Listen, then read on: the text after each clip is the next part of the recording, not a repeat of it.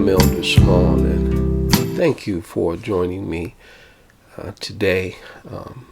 In this session, we're going to pick up where we left off at. This is session 3 of what will probably be 5 sessions. We left off in the last session saying that in Northern Africa, in the region of Northern Africa, Tahuti, one of the Neteru, left us the emerald tablets, which are at least 36,000 years old. The emerald tablets, they inform us that upon the dissolution of the body, the flesh enters the dark chambers of the earth, and the soul returns to the astral realm. The soul was or is synonymous with fire, light, life force, or consciousness. Consciousness that transcends the physical plane upon death and rises to higher planes of life. And so remember that this is a review of chapter 5 of my book, You Deserve More. The subtitle is Consciousness Having Human Experience.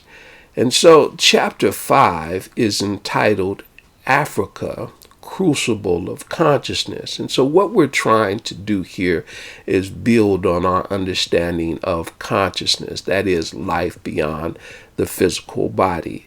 Life incarnate, the spirit incarnate in this physical body. And Africa is the best place. It is the home. It is where human life was first born, where human beings first inhabited, where we know life began here on earth. And so next, let's consider the Akan people and the many tribes akin to the Akan. The Akan people, they descended from an ancestral line with roots planted deep in northwestern Ghana and up into the northeastern region called the Ivory Coast. Among the Akan tribes, there are linguistic, cultural, and spiritual traditions that connect them with the ancient Kemites. The Akan people, they believe in one God who they refer to as Nana Naemi. They have traditions concerning birth, death, and rebirth, which contribute to our understanding of human consciousness. Death for the Akan is a portal that releases the body to return to the earth and the spirit to return to the Samandisi.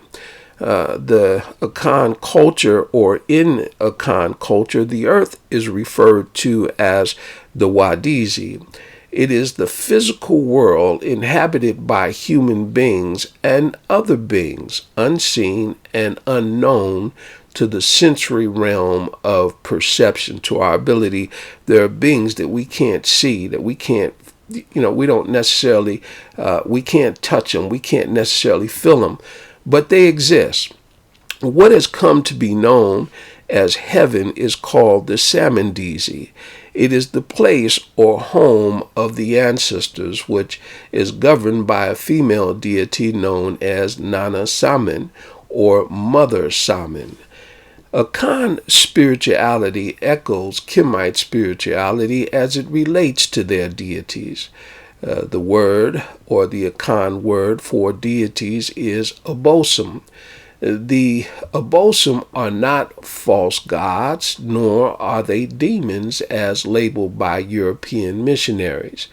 They are invisible, supernatural beings endowed by God with capabilities and attributes that are attributed to God.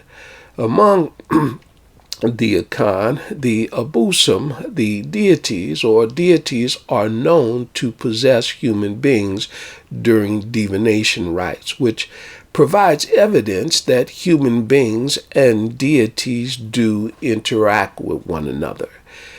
Deities or spirits interacting with human beings is a common phenomena throughout African spiritual traditions.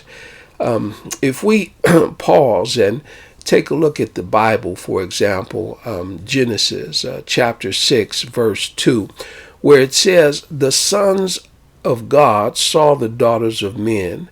They were beautiful, and they took wives for themselves of all whom they chose." Verse 4 continues saying, "There were giants on earth in those days, and also afterward, when the sons of God came unto the daughters of men, and they bore them children."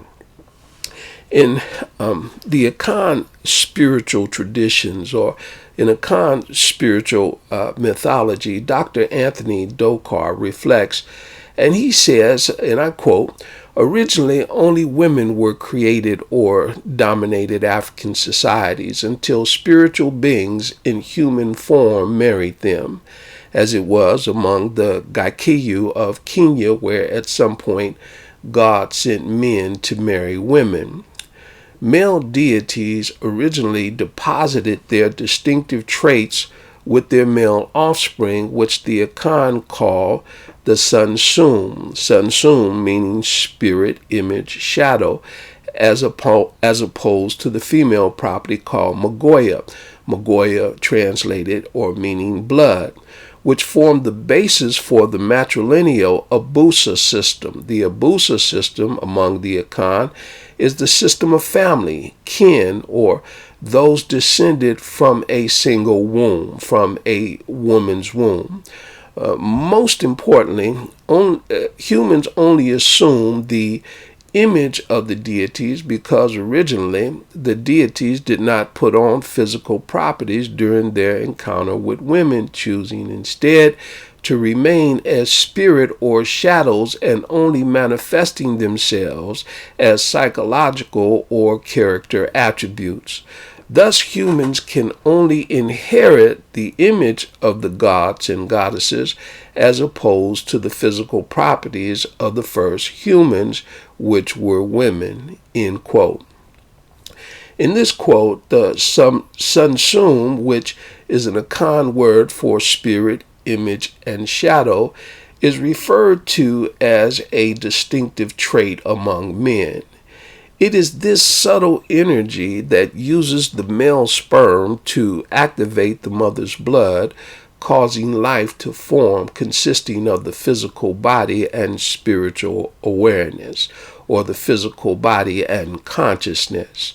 The Sunsum is spirit, which goes to say that it is, or it exists independently of the human body, as spirit consciousness exists on its own. As such, the Akan are keenly aware that spiritual existence takes precedent over physical existence, which is echoed in their belief that the Wadizi, the physical world, is a reflection of the world above, that is, the Samandizi.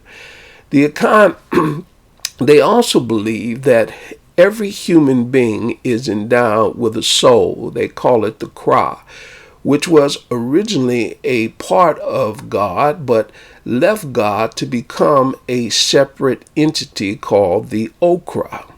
The Okra, or Kra, informs God about its intention to depart and what it intends to accomplish on its own existentially.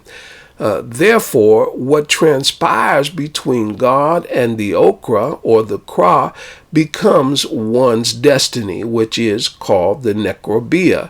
The Necrobia is the information or message for the journey. Implicit in acknowledging the Necrobia is the existential challenge of remembering the intricacies of one's destiny. That is, remembering the commitments, goals, and objectives that were discussed before God.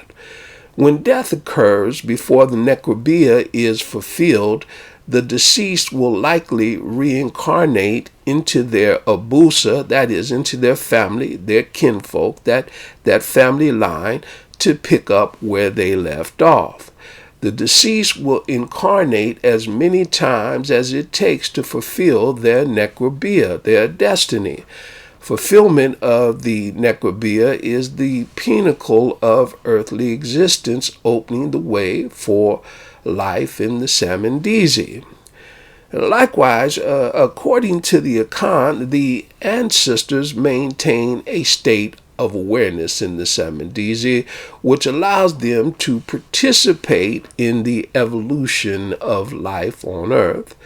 Reincarnation is the ancestral vehicle of selfless service, as ancestors reincarnate as many times as possible to help people or influence the direction of their community. And so with that, I want to stop here, because that's a brief reflection on the Akan. There's a lot more about the Akan, which I'll talk about later. But for now, we're going to stop. And in the next session, we're going to talk just a bit about the Yoruba. And so until then, Dua Hotep Ashe. May you be